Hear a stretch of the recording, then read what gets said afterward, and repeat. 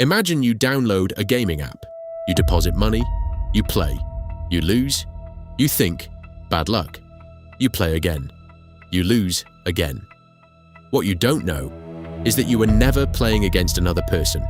You were playing against a machine that was programmed to make sure you lose, and the people running that machine, they just got arrested. This is the story of WinZO, India's biggest gaming platform, and how it allegedly turned 250 million users into targets. To understand what went wrong with WinZO, you first need to understand what made it special.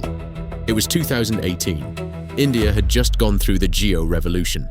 Hundreds of millions of people had smartphones for the first time. Cheap data, small screens, long commutes. Two founders saw an opportunity that nobody else was chasing. Pavan Nanda, IIM Calcutta graduate, former Bain & Company consultant, co-founder of Zostel, Asia's largest backpacker hostel chain, and Soumya Singh Rathore, a sharp, ambitious entrepreneur from a small town in India who believed gaming could be the next big mass market. Together, they asked one simple question. What if gaming in India felt local, not English, not expensive, not console games for the elite? Ludo, carom, chess, pool. Games every Indian already knew, available in 16 regional languages, with real cash prizes. WinZO was born. The growth was immediate and extraordinary. 5 million users in 2019, then 50 million, then 100 million, then 250 million registered users. MS Dhoni became the brand ambassador. Kari Minati and Bhuvan Bam promoted it. Revenue hit 1,055 crore rupees in FY24. Profit, 315 crore. WinZO was valued at over $360 million. It was profitable, it was growing, it was beloved. On the surface, everything looked perfect. Underneath, something very different was happening. Here is what WinZO was selling to its users. Play against real people, skill-based games, fair competition, win real money. Here is what the Enforcement Directorate says was actually happening. WinZO was allegedly deploying hidden algorithms, software bots, that played against real users without ever telling them. You thought you were playing Ludo against another person in Mumbai. You were playing against a machine designed to take your money, and it gets worse. The ED alleges that these algorithms were not random. They were specifically engineered to increase user losses. Every rupee you lost, the company kept. Between May 2024 and the August 2025 alone, investigators say WinZO generated 177 crore rupees in what they are calling proceeds of crime. 250 million users, playing against bots, losing real money, and never knowing it. On August 22nd, 2025, the Indian government made a landmark decision. Real money gaming was banned. Every platform, Dream11, WinZO, and others, was ordered to stop immediately. And every rupee sitting in user wallets had to be refunded, fully, immediately. Most platforms complied.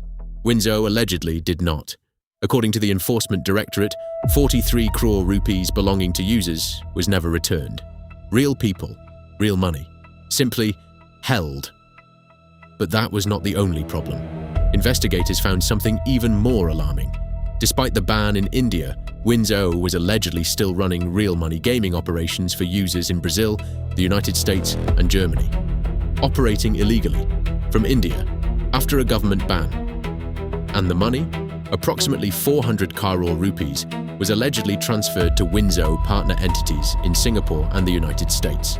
A US-based subsidiary called WinZO US, Incorporated, which the ED described as a shell entity, was holding nearly 490 crore rupees in bank accounts controlled from India.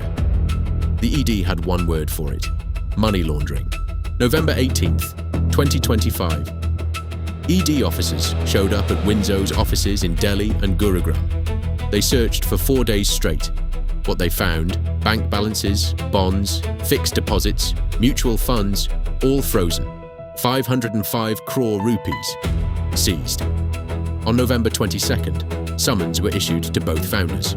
On November 26th, Pavan Nanda and Soumya Singh Rathore walked into the ED's Bengaluru zonal office for questioning. They did not walk out. Both founders were arrested on the spot on charges of money laundering under the Prevention of Money Laundering Act.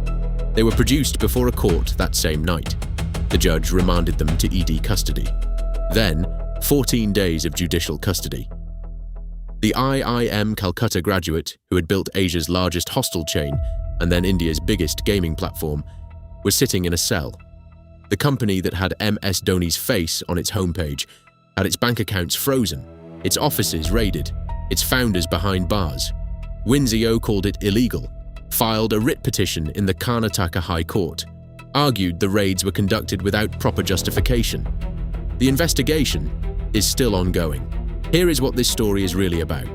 WinZO built something genuinely valuable, an app that gave 250 million Indians access to affordable entertainment, local games, local languages, real prizes. That part was real. That part mattered. But if the allegations are true, and remember, these are allegations, then somewhere along the way the company made a choice. Instead of winning with a better product, they allegedly chose to win by secretly changing the rules of the game, against the very users who trusted them. In gaming, there is a word for software that cheats against players. It is called a bot. And if the world's largest gaming platform was using bots against its own customers, then the biggest game WinZO ever played was the one nobody knew they were in. 250 million players, one house, and the house always won. If you want more stories like this, stories that are happening right now in India's startup world, subscribe, because this is just the beginning.